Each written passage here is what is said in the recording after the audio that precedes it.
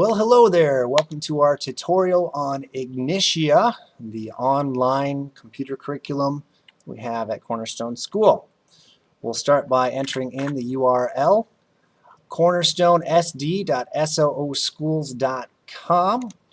You would not want to put in the www. It would not work then. And this takes you to the login screen. We're going to go ahead and log in as a student that I've set up just for an example. So this particular username is student and the password is password. Once enrolled, every student would receive their own unique username and password. And this would also be used by parents so that they can log in and check up on their students' progress. When you come to this is your home screen here. It tells you what is next for you to work on as a student, and if you've received any messages, you would see this down here, messages from a teacher about something you've handed in. You've got a calendar here on the bottom left. This is not an official school calendar, but it does show you what days are scheduled as school days within the curriculum. Since we have half-day Fridays at school, Fridays don't count as a day in which schoolwork is scheduled. I'm going to take you to the Planner tab next, and in here is where, if you're a parent, you would definitely want to be able to check in. In this particular instance, this is just our example student. We have 3 assignments that are overdue since all that's been assigned to him is Bible. They all happen to be in Bible. You can click on the due date here and rearrange the order. You can see something was due October 10th of 2013, and since we're past that date, it is in the overdue box. We like to keep this clear. This is schoolwork that the student is currently up to, so since we can only see 3 things, they're both similar, but they're allowed to get into their projects earlier if they desire, and then this would be the next assignment that they would click on in their schoolwork. We'll see what's upcoming here, and then this is going to tell us the progress, our cumulative score, and what percentage is completed. Quickly take you into messages. This is pretty straightforward, works just like email. Click on new message. The only contact that a student would have would be teacher, so we'll just check the box here for global teacher, and then you would go ahead and write subject there and write a message and click send. And then in the My Courses tab, you can get all of the information that they have already completed and will complete. We've got Bible 600 here. This is the entire year of Bible 600, 10 units, and then we can click on the arrow and see all of the information that is inside that unit. As you can see here in this first unit, we have completed 1 lesson, and we've got a 92.6 on it. Let's go ahead and click into that lesson so you can see how it works. All right, since this one has already been completed, we'll be able to see what we got right and what we got wrong. Currently, we do not grant access to the answer key by students, and so they would not be able to see what the right answers are, but they would be able to know, obviously, if they got them right. Green means that the answer is right. Yellow means that it's partially right. You can see here we have a 75%, and so they would want to see what they got wrong on that particular question.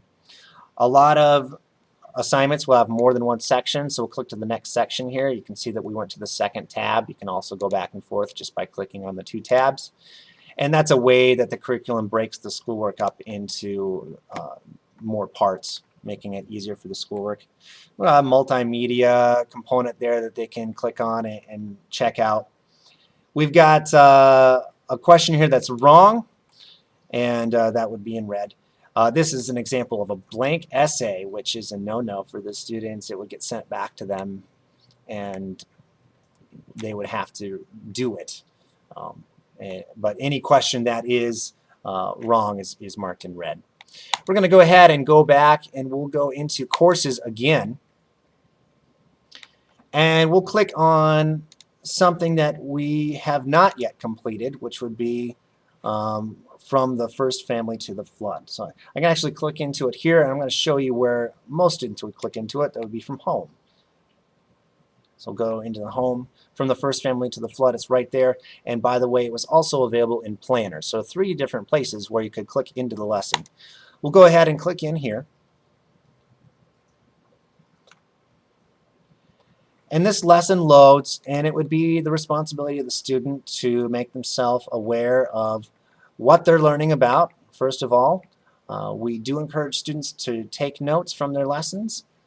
And they've got vocabulary terms right here, and these will come up and be important in case they want to listen to how it is pronounced. They can do that. Also, there's a nice component. If, let's say, they wanted this paragraph read to them, they can actually go up here. They've got 4 different voices that are available to them that will read it out loud, and they can follow along with if that is ever something they desire. Little tiny tutor here. That graphic isn't showing up quite right, but if I were to click on it, it would play a little video of a teacher explaining the lesson in further detail. And so they would make themselves familiar with the reading and the graphics, and then they would go ahead and start doing the questions. And so click on each question one at a time, follow the directions, which is very important. Get done with these 8 questions, and then they would be prompted to go to the next section, and we'll just click on it here. You can see there's more information to read about. That's another tiny tutor. Quite often we've got web links where they can read more about it if they'd like to learn more information. And then we scroll down here and we can see we've got a few more questions they can answer based off of this second section. So when they're all done, they would go right up here. They would click Submit Lesson, and it would tell them what their score is. If it needs to be graded by a teacher, if there's an essay question, then it would simply say that it needs to be graded, and they would be informed of that. If the schoolwork does not meet the minimum score requirement, it is sent back to them automatically, and they would then be responsible for reading the lesson again and making any necessary corrections. So there you've got it. You can make some adjustments here as far as the look of your schoolwork is concerned, and you can also change your password in there, and then you would simply log out. And that should show you the basics of our online curriculum, Ignitia.